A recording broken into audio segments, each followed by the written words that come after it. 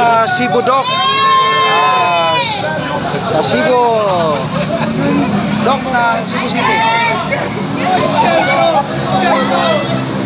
Carry back now. Take it away, Sophie.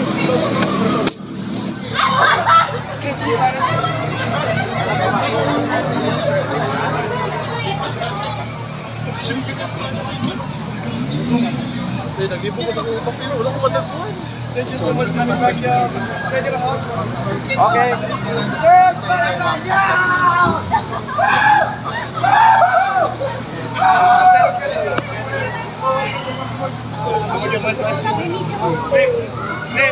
Thank you. Okay, papasukin muna natin si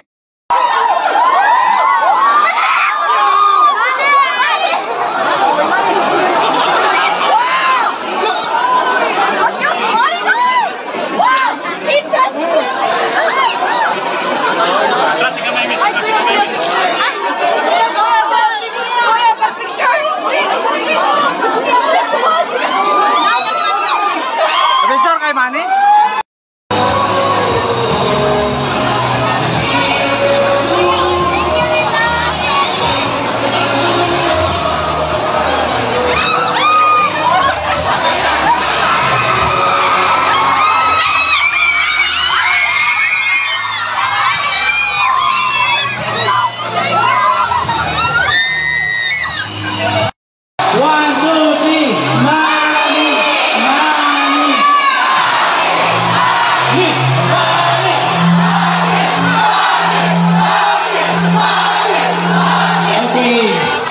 On behalf of the CDU administration, it is with great honor to welcome to CDU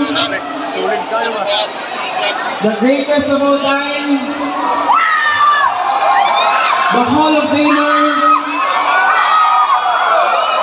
the legend in boxing, winning 8 world titles in 8 different divisions. Sir, your determination, your hard work, your discipline, your courage has inspired us all. Everyone, join me in welcoming Senator Manny Pacquiao.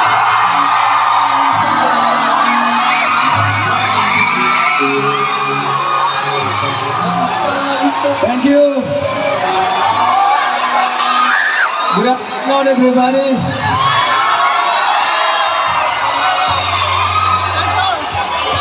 I'm so thankful to the Lord that He gave me the strength, and thankful to the Lord that give us a good weather today.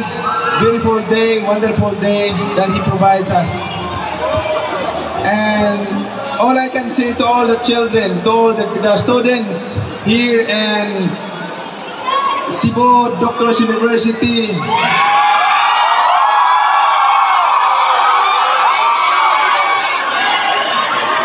keep up the good work. Focus on your goal. Focus on your dream. And remember this. Without God, we are nothing.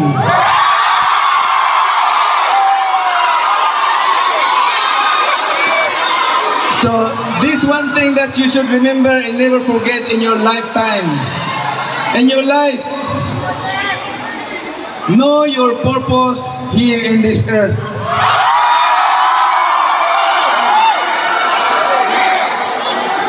Wala ta ni arad diri sa kalibutan, wala ta na tao diri sa kalibutan para magpakasaya lang sa atong himuon nato tanan natong mahimo para sa atong kaugalingon, kundi naata diri sa kalibutan para mag-glorify ang Ginoo o makatabang ta sa atong isip kaingon.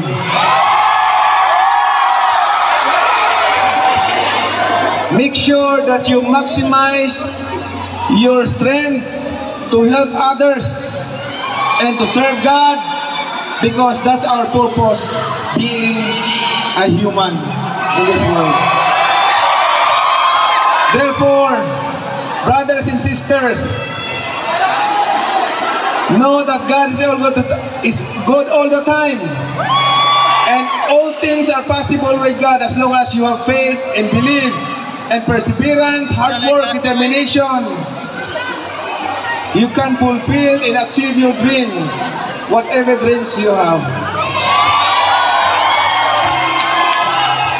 So remember, what I have done and accomplished in life, it's unimaginable. I cannot imagine what I have done in my career. But it's because of God's grace, strength, guidance, protection. He gave me the ability to make a legacy that inspired the next generation. Because you, students, you are the future of this country. You are the hope and future of this country with God's blessings and guidance. And I pray to God that all of us will be united sa isang goal, sa isang damgo, sa isang pangarap, ang makatabang o makatabang ka sa atong nasod. Panikamutan din natin tanan na mintras na natin sa kalibutan, worth it yung buhay natin dito sa mundo. Because, remember this, we're not forever in this world. Ipagpalagay natin, magiging tayo 100 years, mataas na. Abot guys, oh. Gamot na sila. Okay. For the benefits of this Civil Doctors University, I will entertain 5 questions. Okay, 5 questions.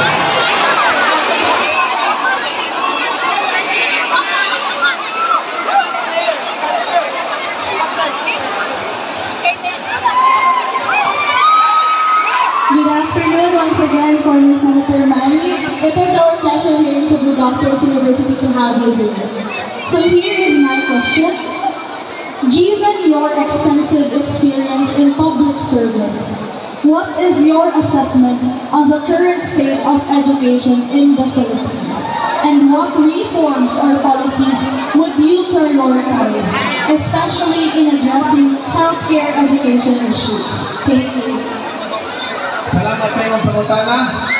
Ang pinaka-importante sa atong nasod, kinahanglan walay bata nga dili maka-eskwela.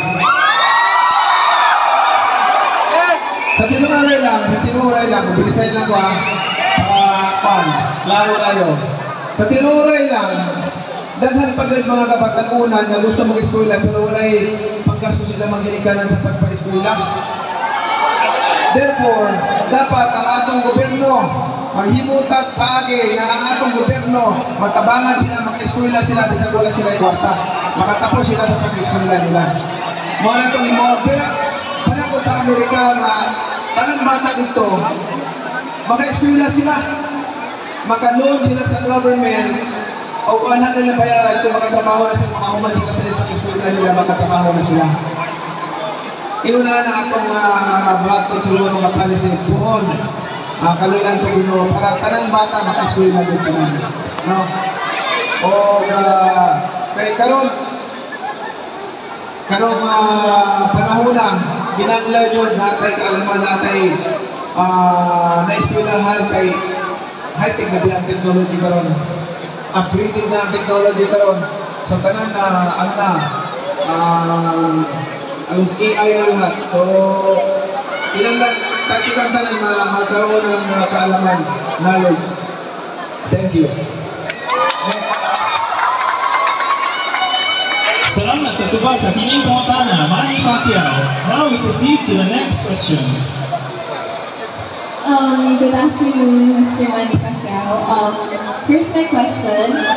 Given the chance to be re-elected as a senator, how do you respond to the issues such as funding